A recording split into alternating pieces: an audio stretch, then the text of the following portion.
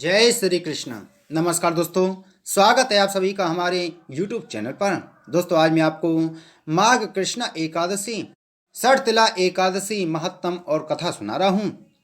एक समय दालव्य ऋषि ने पुलस्त ऋषि से पूछा कि महाराज, मृत्युलोक के मनुष्य ब्रह्म हत्या आदि महान पाप करते हैं, पराय धन की चोरी और दूसरे की उन्नति को देखकर ईर्ष्या करते हैं तथा अनेक प्रकार के व्यसनों में फंसे रहते हैं, फिर भी उन्हें नरक प्राप्त नहीं होता। इसका क्या कारण है?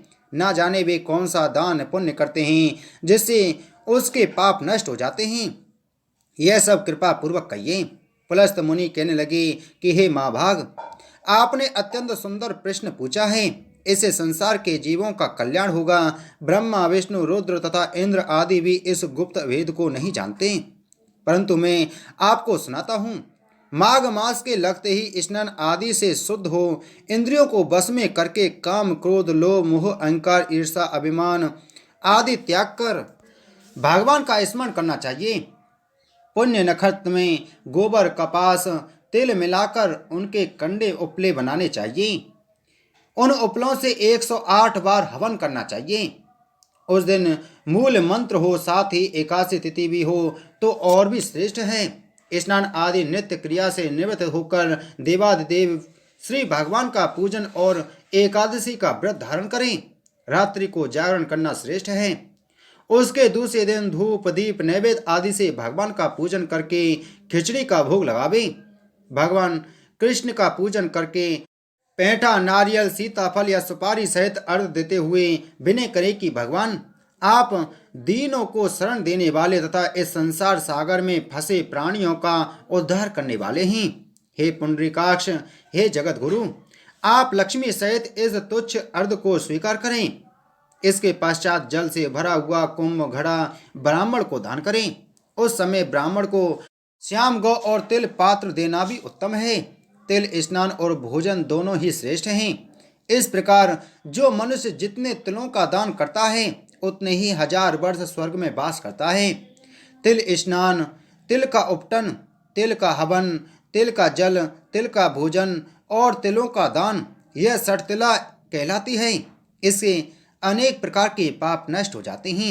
इतनी कथा कहकर पुलस्त ऋषि कहने लगे कि एक समय नारद जी ने भी भगवान श्री विष्णु से यही प्रश्न पूछा था और भगवान ने षटतिला एकादशी का जो महत्तम नारद जी से कहा वह तुमसे कहता हूँ। भगवान कहने लगे कि हे नारद, मैं आंखों देखी एक सत्य घटना कहता हूँ, ध्यान पूर्वक सुनो। प्राचीन काल में मृत्युलोक में एक ब्राह्मण रहती थी। वह सदैव व्रत किया करती थी।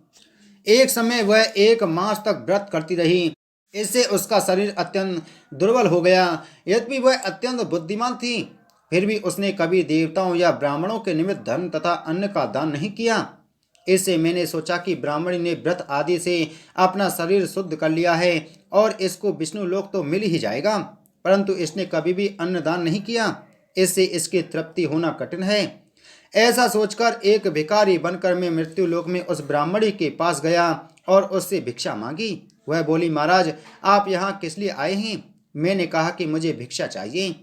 इस पर उसने एक मिट्टी का डेला मेरे भिक्षा पात्र में डाल दिया। मैं उसे लेकर स्वर्ग लौट आया। कुछ समय बीतने पर ब्राह्मणी शरीर त्याग कर स्वर्ग आई। मिट्टी का दान करने से उस ब्राह्मणी को स्वर्ग में सुंदर महल मिला, परंतु उसने अपने घर को अन्न आदि सब सामग्रियों से शून्य पाया। तब वह मेरे पास आकर बोली, भगवान, मैंने अनेकों व्रत आदि द्वारा आपकी पूजा की, परंतु फिर भी मेरा घर अन्न आदि से शून्य क्यों है? मैंने कहा, पहले तुम अपने घर जाओ।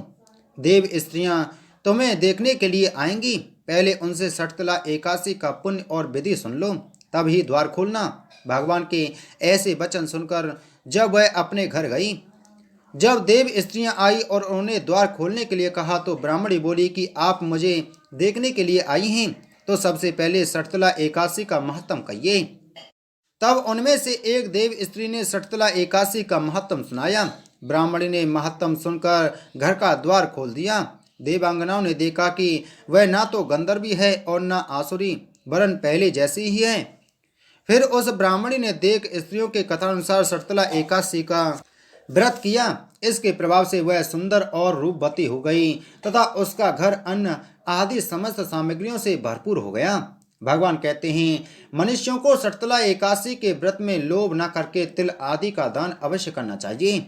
इससे दुर्भाग्य, दरिद्रता तथा पाप नष्ट होकर मोक्ष की प्राप्ति होती है। बोलो सटतला एकादशी महत्तम की जय। बोलो विष्णु भगवान की जय।